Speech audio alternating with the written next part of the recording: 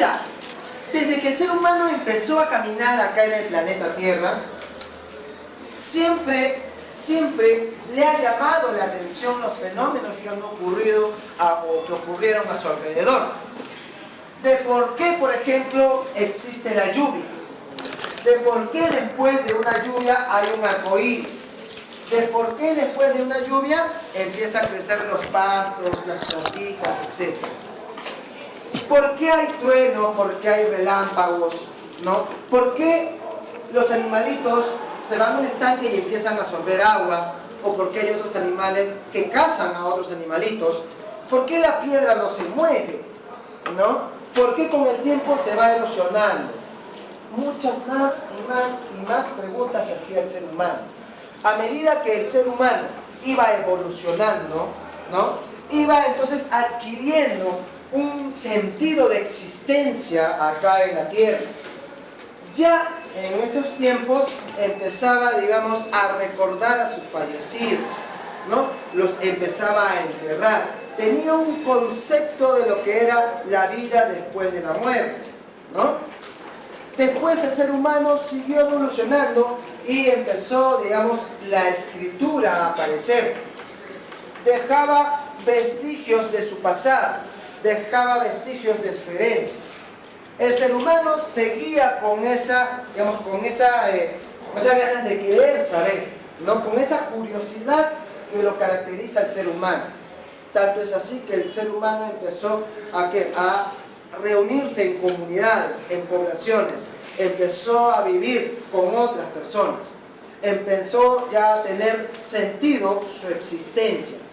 El cerebro del ser humano fue evolucionando tanto que ya no tan solo le bastaba con querer saber qué es lo que estaba pasando, sino también con querer entender su propia existencia y, digamos, la existencia de lo que se encuentra a su alrededor. Uno de esos era el concepto de la materia. ¿De qué estaba constituido la materia?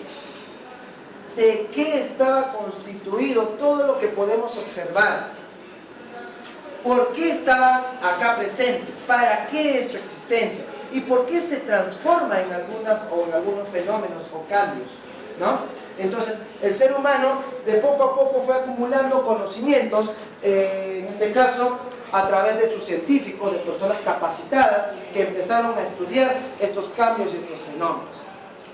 Tanto es así que desde la antigua Grecia, que se empezó a estudiar, ¿no?, hasta la actualidad, se ha ido acumulando un sinfín de conocimientos. El conocimiento es vasto y lo que vamos a hacer hoy día simplemente es plasmar en la pizarra solo un resumen pequeño de todo ese conocimiento vasto con respecto a lo que es la materia. ¿Correcto? Nosotros tenemos una idea prácticamente casi lógica de lo que es la materia, ¿no? Sabemos que nosotros podemos tocar la materia, ¿sí o no? Lo podemos sentir. Pero a la vez también nosotros tenemos una curiosidad que es natural en el ser humano de saber por qué la materia tiene esa forma, ¿no? ¿Por qué tiene tales propiedades? O cómo se llaman esas propiedades también. Todo eso y más vamos a ver el día de hoy, ¿sí? Entonces, vamos a ver primero el concepto de lo que es la materia. Es un concepto clásico que ustedes no conocen, ¿ya? Y que simplemente lo vamos a plasmar en nuestro cuaderno para que quede ahí y para que ustedes cada vez que quieran, digamos, repasar, lean el concepto, no tan solo de materia, sino de otros conceptos más. Anota, por favor, lo que significa materia. Grupo Amor a Sofía, un sitio donde aprendes gratis. Bien, materia es todo aquello que tiene masa. Es todo aquello que tiene masa. Coma. Extensión. Coma. Extensión. Entre paréntesis, volumen. Entre paréntesis, volumen. Impresiona a nuestros sentidos. E impresiona a nuestros sentidos. Punto final. Entonces, el concepto que tienes en tu cuaderno es un concepto clásico, es un concepto en el cual no pierde vigencia. ¿Por qué? Porque la materia es algo que tiene masa, ¿sí o no? Tiene masa, tiene extensión, o sea, volumen, e impresiona a nuestros sentidos. Esta regla es materia. ¿Por qué? Porque contiene masa. La masa se puede cuantificar, ¿correcto? Y de paso lo puedo sentir, lo puedo tocar, lo puedo oler, lo puedo ver, lo puedo saborear, ¿sí o no? ¿Por qué? Porque está impresionando a nuestros sentidos. Eso es la materia. Ese es el concepto clásico de la materia y que todavía sigue vigente, ¿ya? Otros conceptos habrá. Hay otros conceptos que van ya más allá. Esos conceptos ya son conceptos filosóficos, ¿sí? Cosas en las cuales nosotros ya no tenemos que hablar más. Solamente tenemos que conocer lo básico, que es qué es materia. Y eso es todo, ¿correcto? El siguiente concepto que necesitamos conocer es el concepto de masa. Es el concepto de masa. Concepto de masa.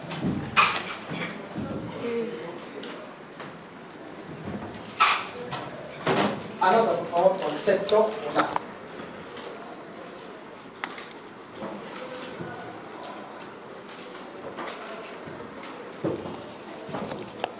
Es la medida,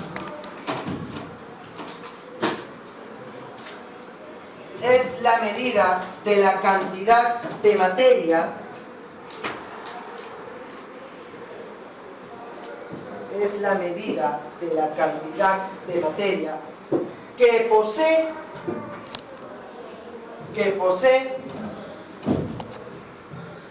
todo cuerpo material, que posee todo cuerpo material, coma. Se puede cuantificar la masa,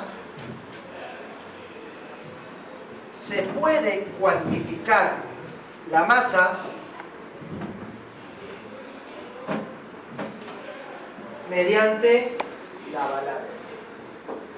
Se puede cuantificar la masa mediante la balanza. Punto final. La balanza es un instrumento, ¿no?, que mide, en este caso, la masa del cuerpo.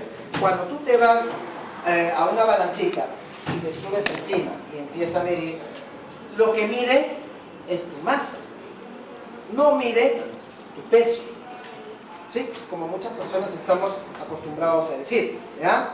Lo que tú haces es medir tu masa. Una balanza mide tu masa, no mide tu peso, ¿correcto? Cuando tú vas al mercado, hay muchas personas que dicen, ¿cuánto pesa? ¿Cuánto pesa? ¿Cuánto pesa?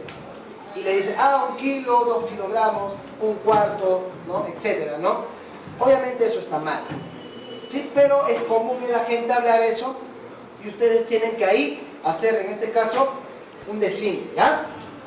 Saber que pesar no es subirte a la balanza y ver, eso no es pesar, eso es medir la masa del cuerpo, ¿correcto? Otro concepto también muy importante es el concepto de cuerpo.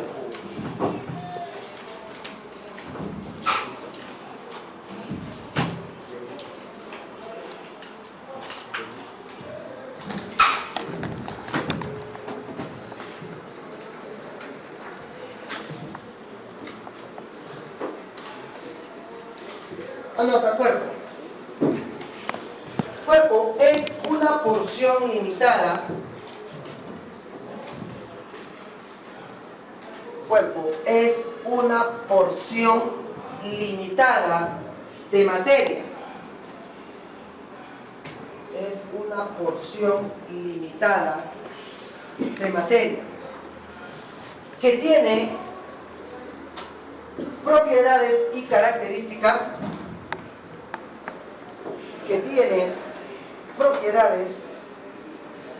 y características comunes. Punto final.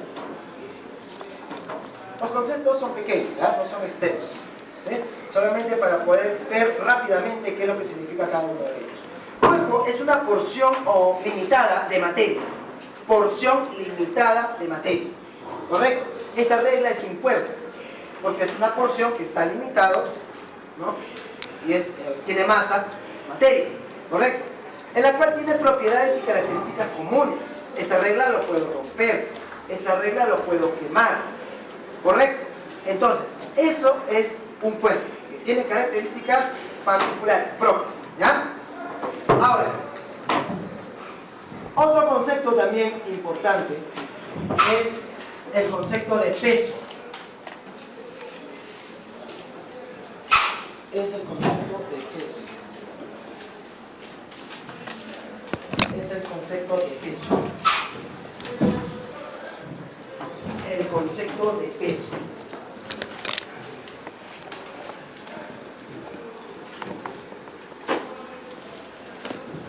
Anota. Peso es la fuerza de atracción. Es la fuerza de atracción con que el planeta Tierra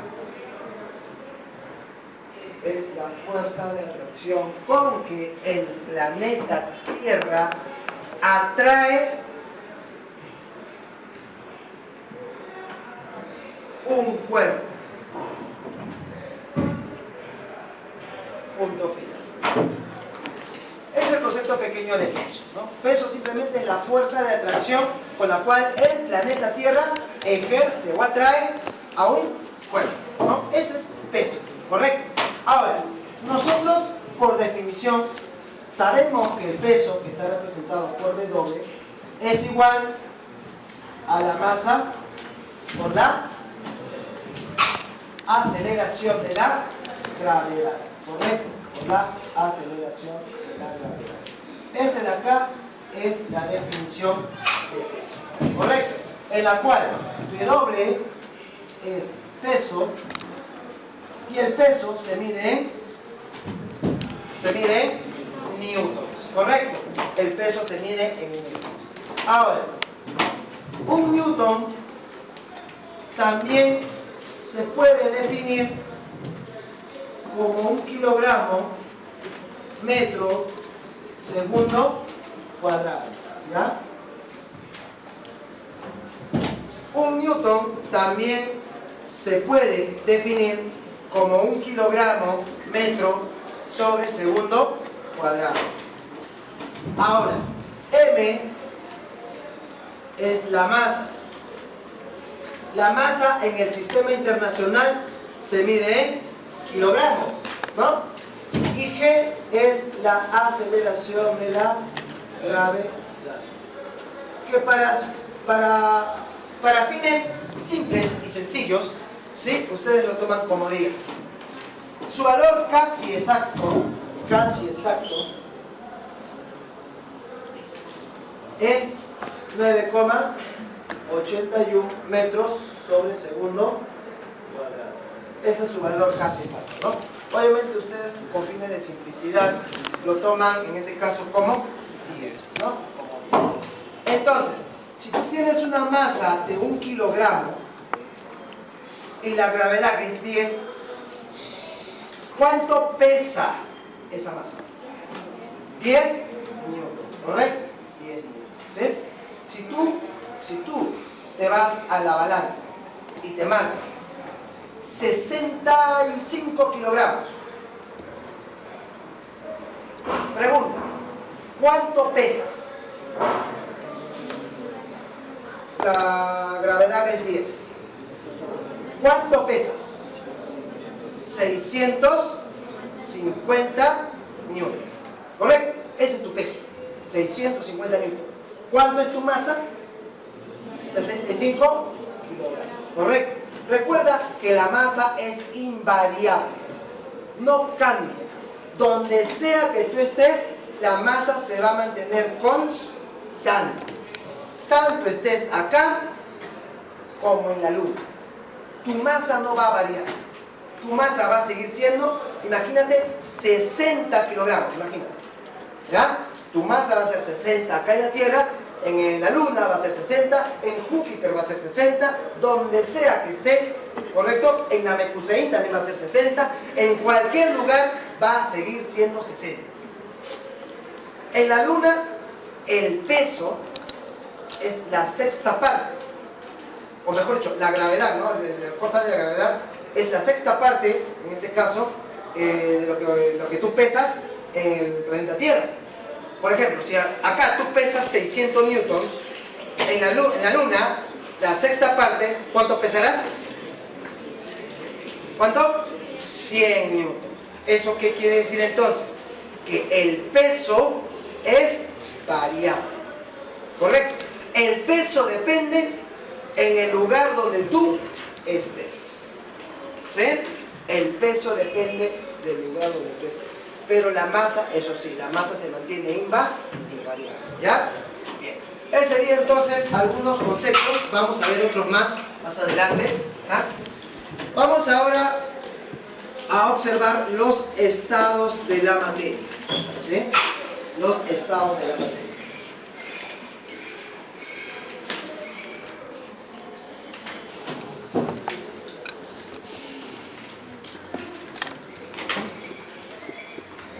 Estados de la materia. Pregunta, ¿cuántos estados conoces? 4. ¿5? ¿4? En realidad, jóvenes, hay 5 estados de la materia. Hay 6, pero ese estado todavía no está comprobado. ¿Ya? El que está comprobado es el quinto. O sea, hay 5 estados de la materia. 5. Esos estados de la materia dependen de la cantidad de energía que tienen. ¿Correcto? Vamos a colocar en orden creciente de arriba hacia abajo los estados con respecto a su energía.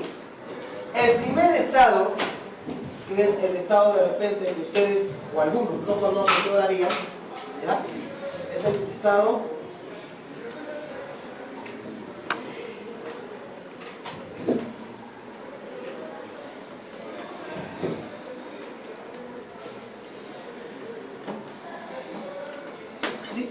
el estado llamado condensado Bose-Einstein, ¿correcto? Ese es el estado de la materia en la cual prácticamente las partículas, los átomos en este caso, ¿sí?, tienen poco o casi nada de movimiento, ¿sí? Casi nada de movimiento. Y este estado de la materia se logra cuando está cercano al cero absoluto. ¿Sí? ¿Alguien sabe cuánto es el cero absoluto? Cero absoluto. Cero absoluto. ¿Qué temperatura es? Es menos 273 grados centígrados. O si no, 0 Kelvin. ¿No? Eso es el cero absoluto. El cero absoluto es un límite en la cual obviamente nunca vamos a llegar. Así como la velocidad de la luz es una velocidad límite, nunca vamos a llegar a hacer nunca vamos a ir a la velocidad de la luz, ¿correcto? En el cero absoluto la temperatura nunca va a llegar a menos 273, ¿sí? Es cero absoluto. ¿Qué significa eso? Que ya en el cero absoluto no existe movimiento. No hay movimiento de ningún tipo. ¿Correcto? Eso significa el cero absoluto. Es como si de repente ustedes han jugado Encantados. Sí, encantado te quedas así, ¿sí o no? ¿Sí o no? Ya, algo así. Los átomos acá están encantados. No se mueven. No tienen ningún tipo de movimiento. Se quedan estáticos, tal y como están. ¿Correcto? Eso es lo que ocurre en el cero absoluto. El condensado Bose-Einstein no llega al cero absoluto, por si acaso. No llega. ¿Por qué? Porque esta de acá es una temperatura límite. Es ideal. No podemos alcanzar esa temperatura. ¿Correcto? Pero sí se puede acercar a esta temperatura. ¿Ya? El condensado Bose-Einstein entonces es un estado en la cual está cercano al cero absoluto y tiene un movimiento casi nulo.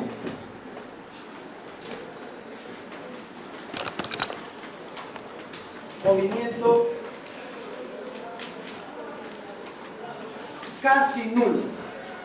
Ya, movimiento casi nulo. O sea, prácticamente no hay movimiento, ¿ya? Casi nulo. Los átomos ya no se mueven. O si se mueven, lo hacen muy poquito. ¿Ya? Ese sería el condensado Bose-Einstein. Condensado Bose-Einstein en honor a Chandra-Nath Bose, que fue un físico hindú de la India. Bose le presenta a Einstein su trabajo sobre este nuevo estado de la materia. Entonces Einstein lo ve, lo observa, lo revisa y lo amplía. Y los dos lo proponen en el año de 1920. 1920 fue el año en el cual se propone esa teoría. ¿Saben cuándo fue demostrada esa teoría? En el año de 1990. Recién en el año de 1990 lo que predecía Bose-Einstein se cumple en el año de 1990. Mira cuánto tiempo ha tenido que pasar para que esa teoría sea en este caso validada, ¿no? Son aproximadamente 70 años. Así como esto, hay muchas teorías más en la cual todavía hasta el momento no han sido, digamos, llevados a la práctica, ¿no?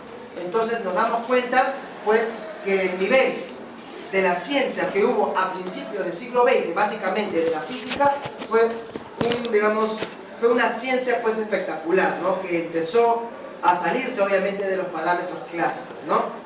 Eso fue entonces en el año 1990, recién se pone en conocimiento o se contrasta con, en este caso, el experimento del condensado Bose.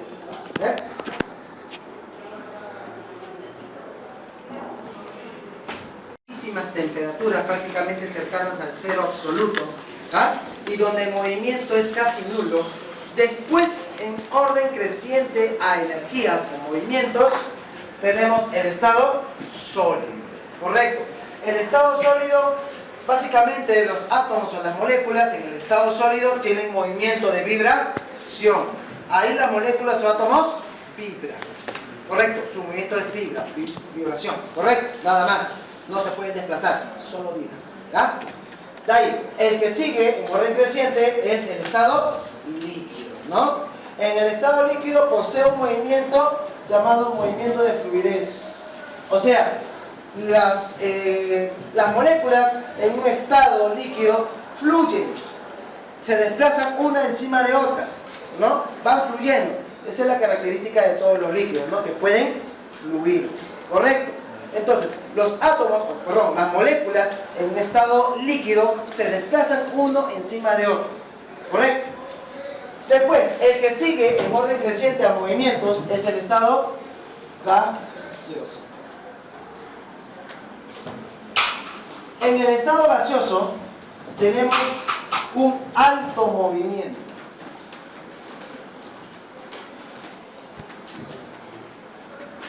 Un alto movimiento. O sea, las moléculas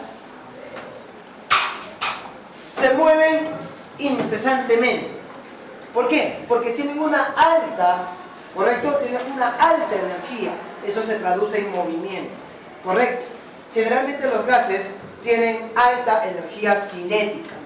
Entonces sus moléculas están yendo de un lado hacia otro a altísimas velocidades.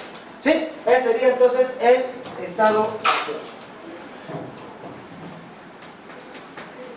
Y el estado plasmático. ¿Sí? El estado plasmático, jóvenes, es movimiento extremo. Movimiento extremo. Movimiento extremo. Si en el estado gaseoso ya había un movimiento alto, un movimiento muy alto, en el estado plasmático el movimiento es ya extremo. ¿Qué es un estado plasmático? El estado plasmático es un estado en el cual los gases están ionizados. Los gases están ionizados. ¿Qué significa eso? Significa que dentro de este gas, a altísimas temperaturas, altísimas, tienen iones, como por ejemplo electrones, núcleos, electrones, partículas alfa, ¿correcto? Y así, ¿ya?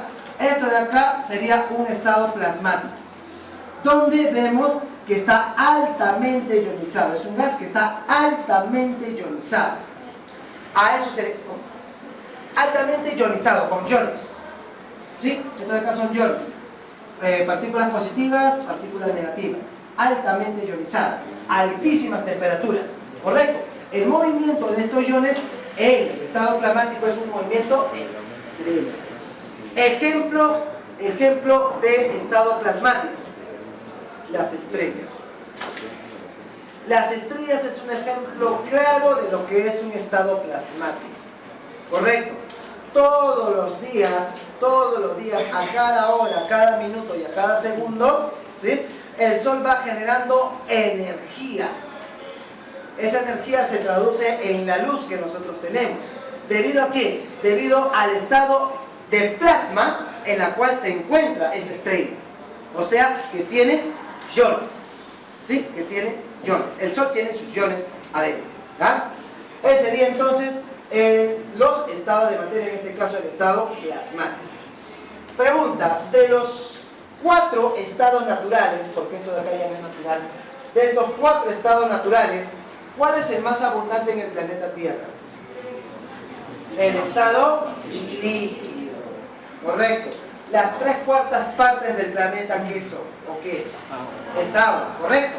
Las 3/4 partes del planeta es agua. El que más abunda en el planeta Tierra es el estado líquido.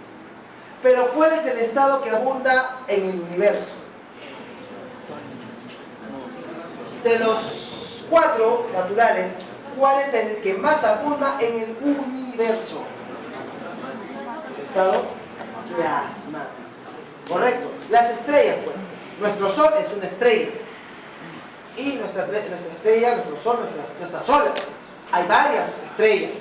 Así como hay varios sistemas solares. Hay varias galaxias, miles y miles y millones de galaxias, en la cual cada galaxia tiene miles y miles de millones de ¿qué?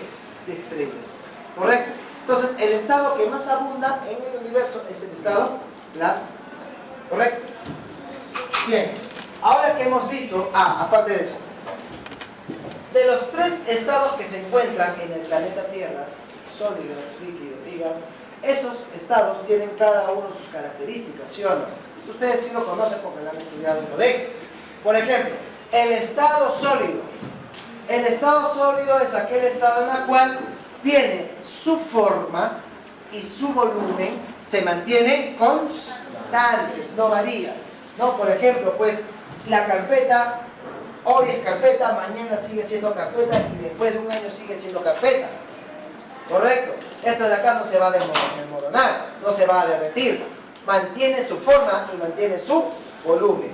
Eso es lo que ocurre en el estado sólido. En el estado líquido es aquel estado en el cual mantiene constante su volumen, pero la forma varía. ¿Correcto? La forma varía. El volumen se mantiene constante, pero la forma varía. Si nosotros tenemos una botella con agua hasta la mitad, ¿sí o no? Tiene un volumen y tiene una forma. Pero si le doy la vuelta, tiene el mismo volumen, pero la forma cambia. ¿Correcto? Ese sería el estado líquido. El estado gaseoso es aquel estado en el cual tiene su volumen y su forma variable. ¿Correcto? En el estado gaseoso, la forma y el volumen varía. Yo puedo colocar una cierta cantidad de gas en un recipiente de 1 litro o puedo colocar esa misma cantidad de gas en un recipiente de 3 litros. Total, el gas se expande, ¿sí o no? Llena todo el volumen. ¿Correcto? O sea, el volumen varía. Y la forma depende del recipiente. Hay recipientes cilíndricos, recipientes esféricos, recipientes rectangulares, etc. Eso varía, ¿correcto? Entonces, en el estado gaseoso la forma y el volumen varían, ¿sí? Varían. Bien, ahora, con respecto a esos tres estados de la materia, vamos a ver sus cambios, o sea, los cambios de estado, ¿ya? Los cambios de estado. Acá vamos a recordar un poquito cómo se llamaban los diferentes cambios de estado.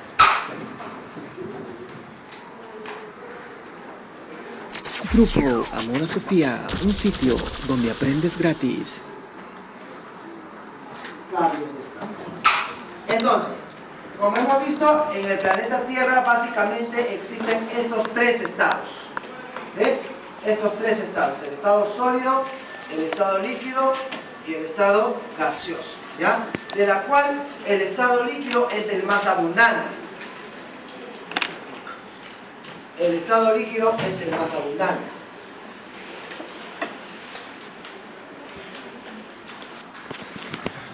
Bien. A ver, acá tenemos el estado sólido, el estado líquido y el estado gaseoso. Bien, entonces como, digamos, como un poquito así de recordar, ¿cómo se llama el paso del estado sólido al estado líquido? ¿Cómo se llama? ¿Cómo? Fusión. Se llama fusión, el paso del estado sólido al estado líquido, ¿no? El paso del estado líquido al estado gaseoso, ¿cómo se llama? Vaporización. O evaporación también algunos le llaman, ¿ya? Vaporización.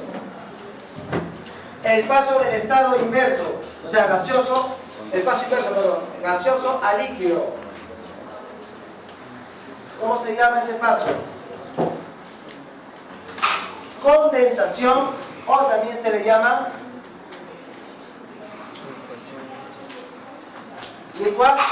licuación, ¿correcto? Licuación. Ahora, el paso del estado líquido al estado sólido.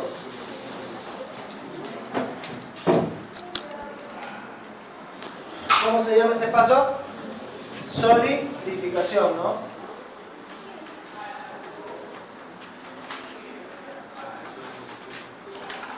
Solidificación, ¿sí? Ahora, el paso del estado sólido al estado gaseoso.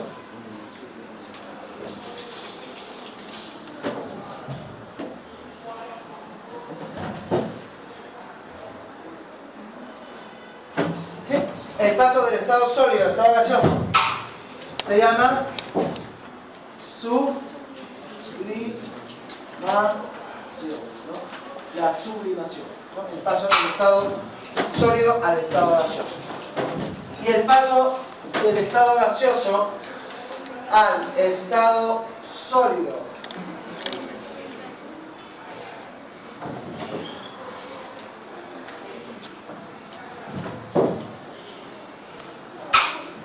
se le llama sublimación inversa o también llamado deposición, ¿ya? Sublimación inversa o también llamado deposición.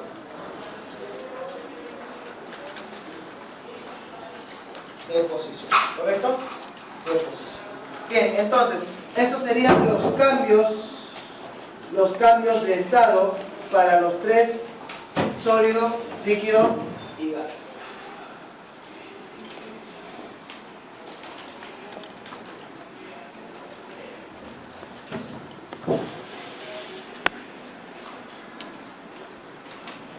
Sólido, líquido y gas.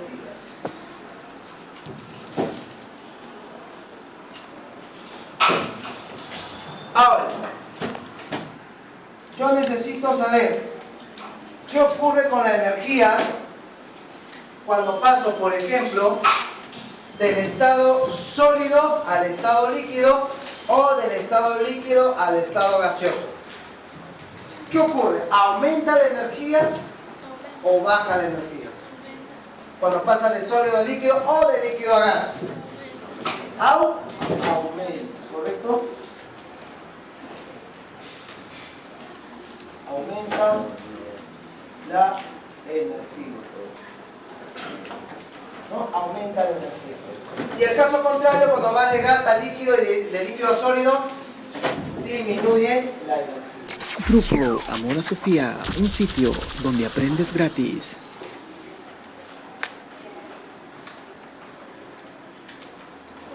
Disminuye la energía. Disminuye la energía, ¿no? Bien, entonces con respecto a la energía, cuando vamos de sólido a líquido y de líquido a gas, aumenta, se tiene que aumentar la energía, ¿no? Para poder hervir agua, necesito aumentar la energía, ¿no? O cuando en este caso necesito que se condense un vapor a líquido, entonces, ¿qué tengo que hacer? Bajarle la energía, ¿no? Para que de poco a poco se vaya, en este caso, transformando en estado líquido, ¿ya? Esos serían entonces los cambios de estado.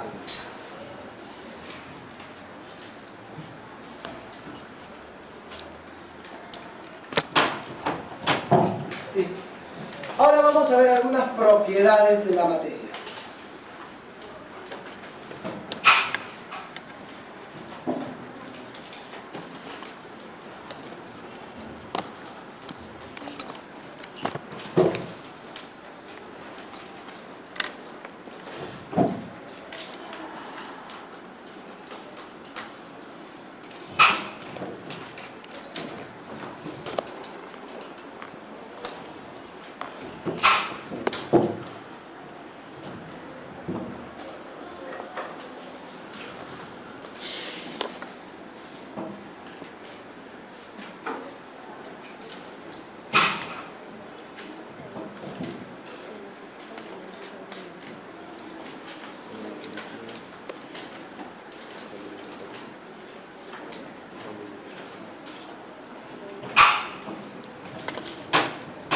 Vamos a ver entonces ahora algunas propiedades, ¿ya? De la materia. Algunas propiedades de la materia.